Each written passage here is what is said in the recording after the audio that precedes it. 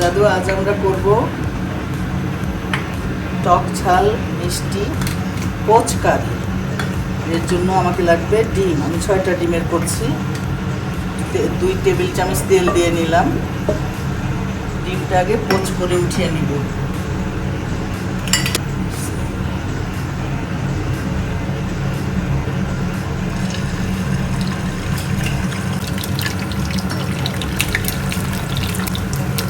ডিমের উপরে সামান্য একটু লবণ ছিটিয়ে দিচ্ছি।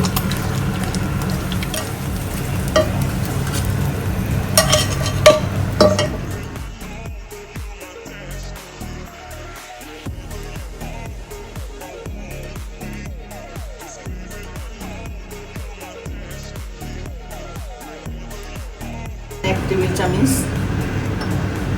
আমি এখন যে রান্না করব, ফ্রাই প্যানটা শুকিয়ে গেলে আমি 1 টেবিল চামচ তেল দিয়ে নিচ্ছি। বড় সাইজের 2টো পেঁয়াজ কুচি করে নিয়েছিলাম, ওটা দিয়ে দিচ্ছি। সামান্য একটু তেল বোধহয় লাগবে।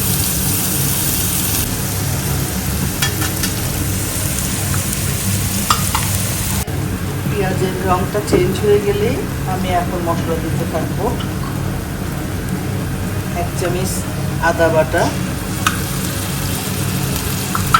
আদা রসুন, 1/2 চামচ লবণ, 1/2 চামচ হলুদের গুঁড়ো, 1/2 চামচ লঙ্কা গুঁড়ো, 1/2 চামচ জিরা গুঁড়া,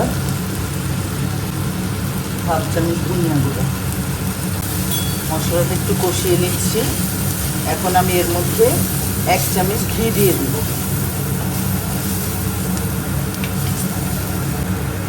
1 টেবিল চামচ ঘি দিচ্ছি।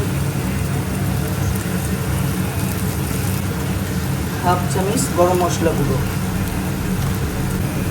2 টেবিল চামচ দিব আমি টমেটো পিউরি, 2টো তেজপাতা ছিঁড়ে ধুয়ে দিয়ে দিলাম।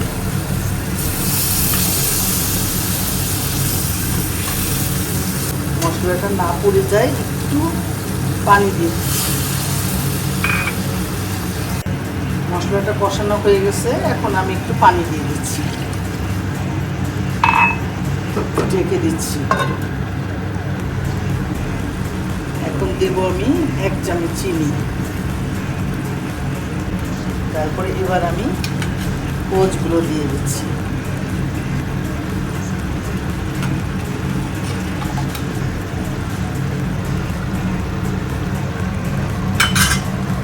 একবার উল্টে দিচ্ছি, এপিট ওপিট করে মশলাটা যাতে 2 পিঠে ঠিক মতো লাগে।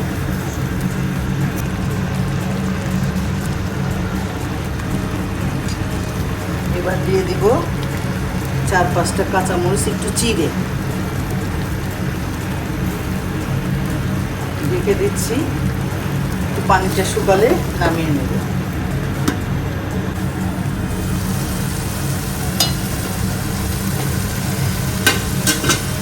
হয়ে গেল আমাদের টক ঝাল মিষ্টি পোচ কারি।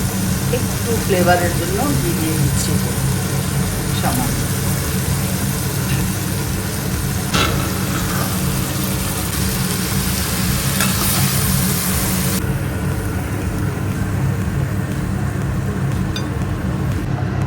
তেজপাতাগুলো উঠিয়ে ফেলি।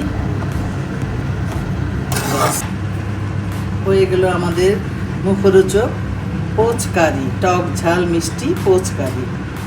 নাও এখন খেয়ে দেখো দাদুমণি।